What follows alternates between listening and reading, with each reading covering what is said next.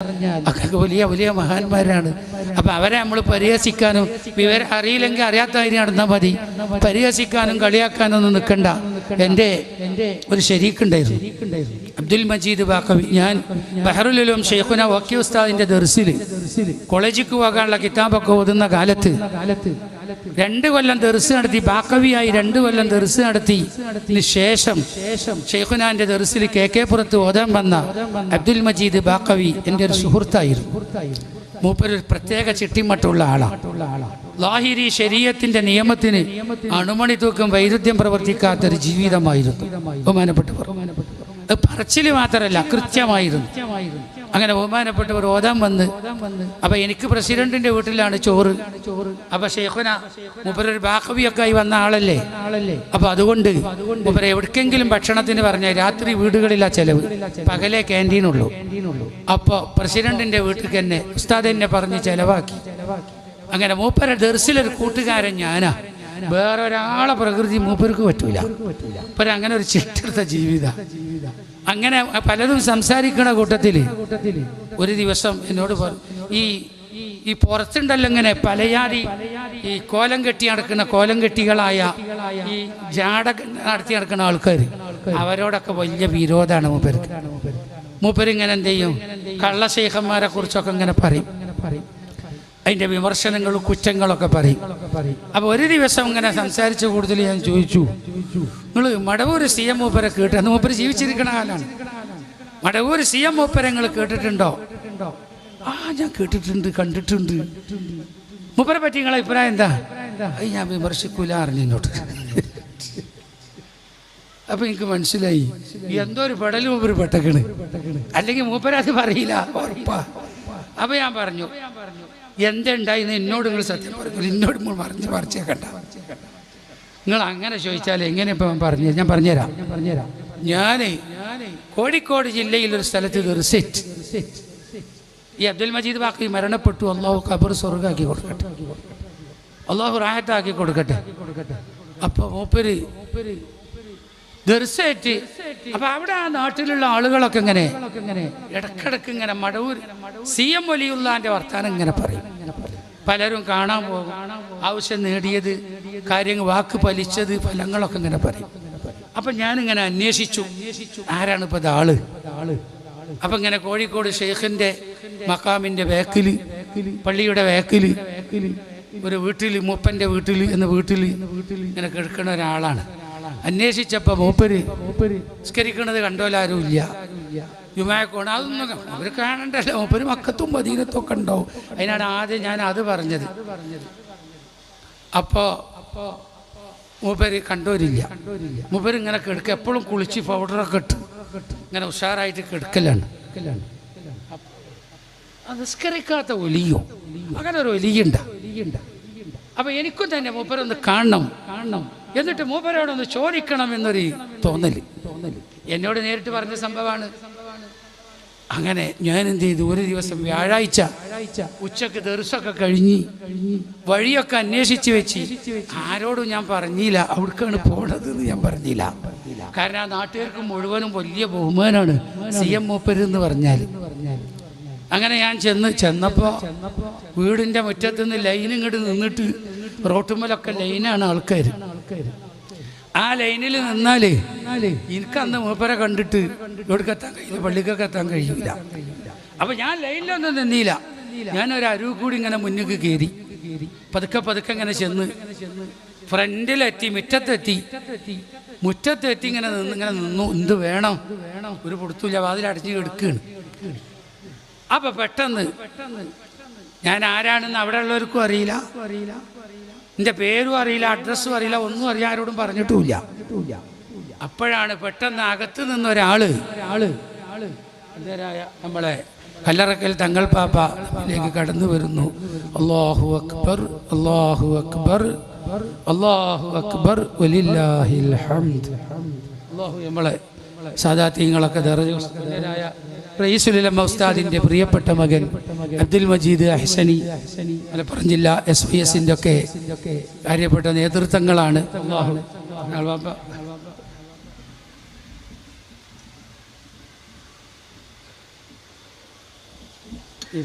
ഞാനിപ്പം നിർത്തും. ആ ആ ഇരിക്കി നമുക്ക് വിഷയത്തിലേക്ക് കടക്കാം. അങ്ങനെ ഞാനിങ്ങനെ പുറത്ത് നിൽക്കുമ്പോൾ അബ്ദുൽ മജീദ് ബാക്കവി പറയാ, നിങ്ങൾക്ക് കേൾക്കണില്ല? സംഭവം കേൾക്കണില്ലേ? ആ കേൾക്കുന്നുണ്ട്. എനിക്ക് ഒരു സംഗതി ഉണ്ട്, ആള് തോനമാണ്, എല്ലോലെല്ലാം കേൾക്കണം, അല്ലെങ്കിൽ ഒരായി ചൂട് വരും. എൻ്റെ അടുത്ത് ഓതികൾക്കൊക്കെ പരിചയം ഉണ്ടാവും. അല്ലാഹു തആല നമ്മളൊക്കെ നല്ല ശ്രദ്ധയുള്ള ആളുകളാകട്ടെ. പെട്ടെന്ന് അകത്ത് നിന്ന് ഒരാൾ പുറത്തേക്ക് കണ്ട് വാതിൽ തുറന്ന് തലട്ട് കണ്ട് കണിയാപുര അബ്ദുൽ മജീദ് ബാക്കവിയെ ഉസ്താദ് വിളിക്കുന്നു. മൂപ്പര് പറയാണ്, ഞാൻ കണ്ട് തയ്യൂറായി, ഞാൻ അബ്ദുൽ മജീദ് ബാക്കവിയാണ്, കണിയാപൂരാണെന്ന് അവിടെ ആർക്കും അറിയില്ല. ഉള്ളുന്ന് പുറത്തേക്കാ വിളിക്കണത്.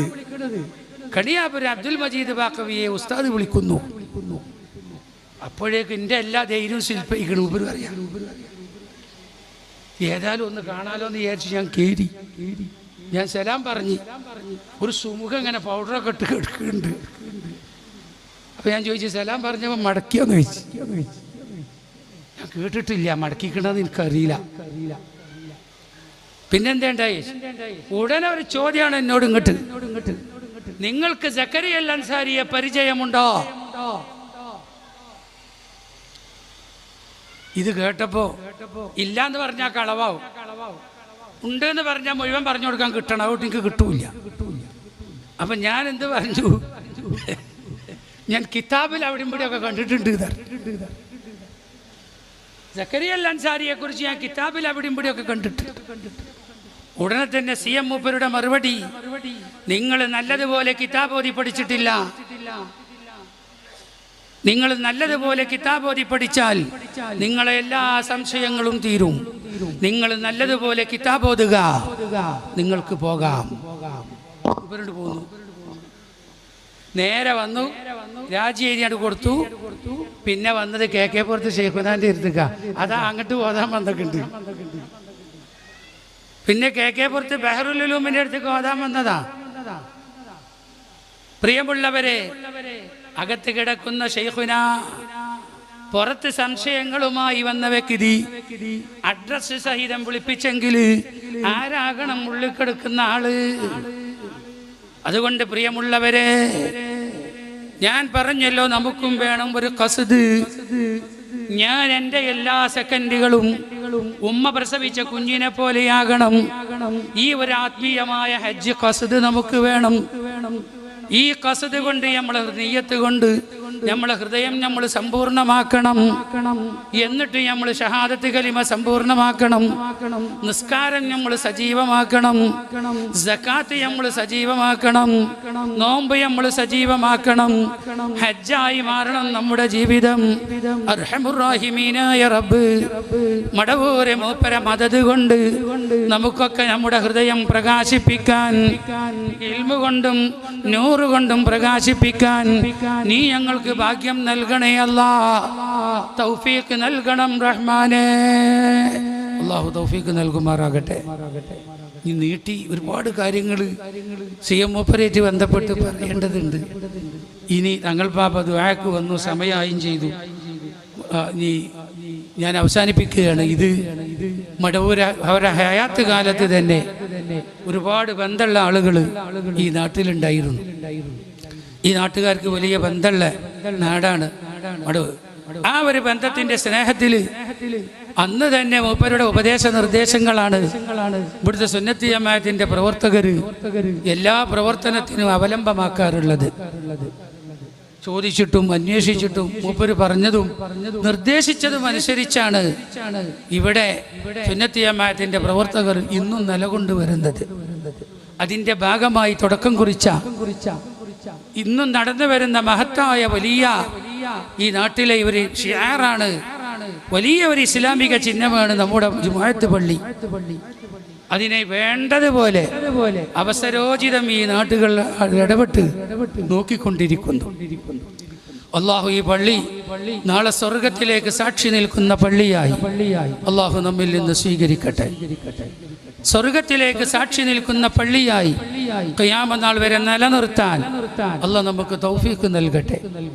അള്ളാഹുവിൻ്റെ ഹബീബ് മദീനയിൽ പള്ളിയുണ്ടാക്കിയപ്പോൾ ആ പള്ളിയിൽ ആദ്യമായി തുടക്കം കുറിച്ചത് തൻ്റെ കൂടെ ഹിജറ വന്ന മുഹാജിരീങ്ങൾക്ക് ദർസ് നടത്തലായിരുന്നു. അവിടെയാണ് ആദ്യമായി ദർസ് ആരംഭിച്ചത്.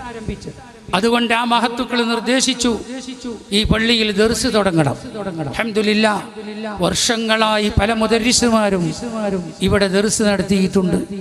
ഈ പള്ളിയായിട്ട് ബന്ധപ്പെട്ട് ഒരുപാട് സാദാത്യങ്ങൾ അഹ്ലുബൈത്ത് ഈ നാടുമായി ബന്ധപ്പെട്ട സാദാത്യങ്ങളുണ്ട്.